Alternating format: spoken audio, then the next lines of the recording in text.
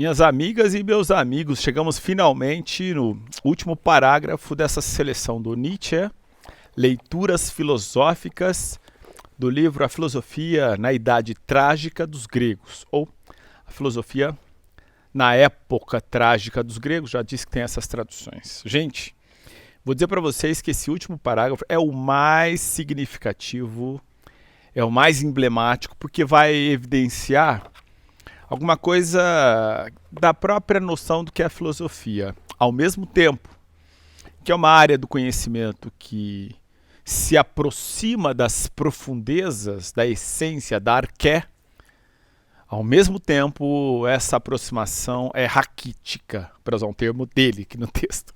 É muito legal. Sou Samuel Mendonça, está no Top para Pensar, já deixa o like.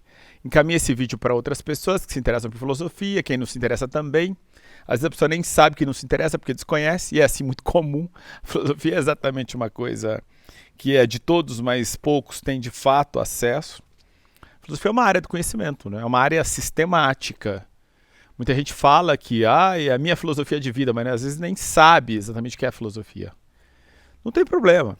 De fato, nós temos muitas noções de filosofia que são do próprio senso comum, mas a filosofia mesmo como área do conhecimento, vou dizer para você que você tem que procurar um curso de filosofia, pode ser um bacharelado, pode ser uma licenciatura, depois você pode fazer um mestrado em filosofia, fiz isso, fiz um mestrado em ética, depois um doutorado, fiz um doutorado em filosofia da educação, e portanto é uma área sistemática que requer muito estudo, como todas as áreas do conhecimento.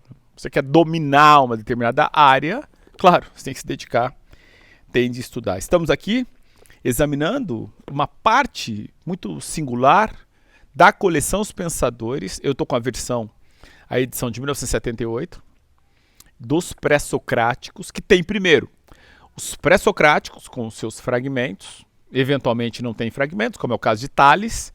Daí você tem os doxógrafos, né, que são aqueles autores posteriores que falaram desses pré-socráticos, no caso de Tales, sobretudo Aristóteles e Simplício. Depois vai ter o próximo, que é Anaximandro, que foi um discípulo, né, do Tales, enfim, e aí vai. Eu recomendo fortemente que você que não tem leitura de filosofia, comece com os pré-socráticos. Comece com os pré-socráticos e a melhor tradução, certamente, embora incompleta, é, de fato, a dos Pensadores. Há outros, sim, você vai encontrar os pré-socráticos com Gerd Berheim, com Damião Berg, são muitos autores que traduziram diretamente do grego para o português, né? Vale muito a pena ler os pré-socráticos, porque, de fato, a filosofia ela vai herdar dos pré-socráticos e depois você tem leituras outras daquilo que os pré-socráticos intuíram e, de certo modo, já problematizaram. É possível dizer até que a filosofia está ali consolidada, depois você tem desdobramentos. Não que os pré-socráticos tenham dito tudo o que se pudesse dizer sobre a filosofia, claro que não. Os modernos, os medievais, até hoje os filósofos estão dando a sua pitada, mas que nos pré-socráticos você tem as primeiras intuições e que são as mais significativas, bom, isso não há dúvida. Tem até um autor que tem um livro intitulado Os Filósofos Originários, e dali que você vai ter 3 pensadores que este autor vai chamar de originários, porque foram aqueles que apresentaram as primeiras intuições, as mais fecundas. Que filósofos são esses? Heráclito, Parmênides e Anaximandro. Fica essa recomendação. Vamos para o nosso último parágrafo, para não ficar muito extenso, e já dizer que depois nós teremos outros vídeos nessa esfera de leituras filosóficas, mas não só. Eu tenho recebido alguns tipos de comentários de pessoas que me mandam WhatsApp, dizendo estou querendo que você podia voltar a fazer vídeos discutindo a questão da política, essa coisa aí do governo atual. O fato é que esses vídeos aqui de leituras filosóficas, eles permanecem.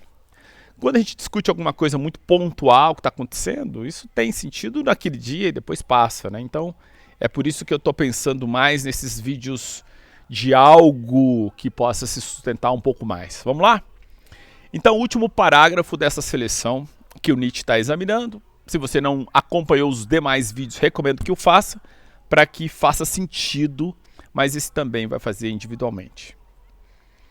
A filosofia na Idade Trágica dos Gregos, uma pequena seleção de Nietzsche. Ele começa assim o último parágrafo. Mas O conceito de grandeza é mutável, tanto no domínio moral quanto no estético. Assim, a filosofia começa por legislar sobre a grandeza. A ela se prende uma doação de nomes. Isso é grande, por exemplo, diz ela, e com isso eleva o homem acima da avidez cega, desenfreada de seu impulso por conhecimento. Pelo conceito de grandeza, ela refreia esse impulso, ainda mais por considerar o conhecimento máximo, da essência e do núcleo das coisas como alcançável e alcançado. Quando Tales diz tudo é água, o homem estremece e se ergue do tatear e rastejar vermiformes das ciências isoladas.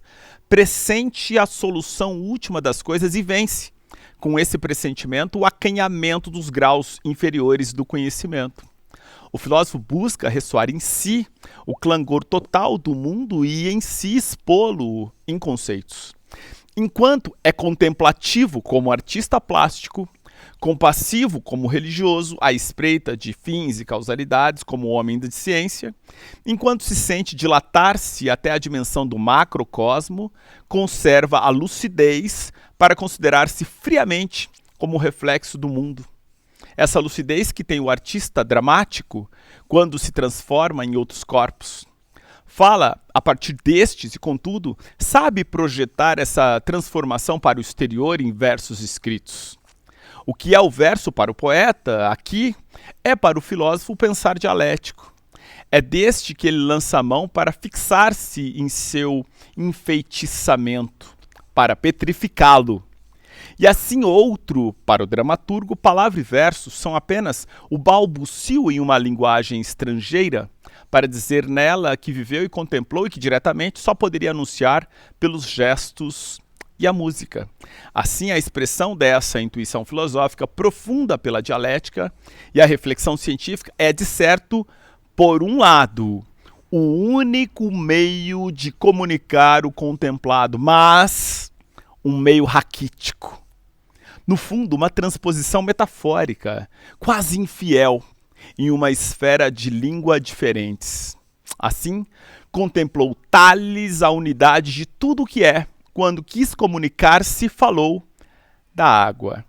Então, neste último parágrafo, notamos uma perspectiva de que a filosofia, sim, ela tem uma linguagem rebuscada que trata de grandeza, que trata de essência, que trata de arqué, mas no fundo essa linguagem é uma forma de comunicação daquilo que está contemplado e é uma forma meio raquítica, no fundo uma transformação, uma transposição metafórica quase infiel e, portanto, em última instância, aquilo que parece ser profundo e denso é, no máximo, uma quimera, uma ilusão.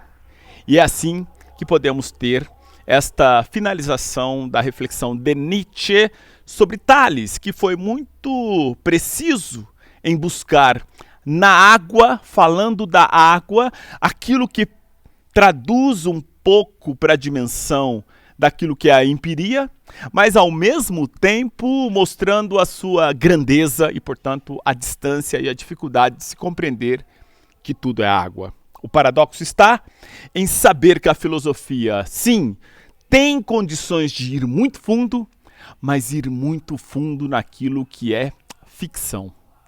Fiquem bem, até o próximo vídeo. Mande para o amigo que gosta de filosofia e também daquele que desconhece o que é a filosofia. Valeu, obrigado. 4 vídeos, hein?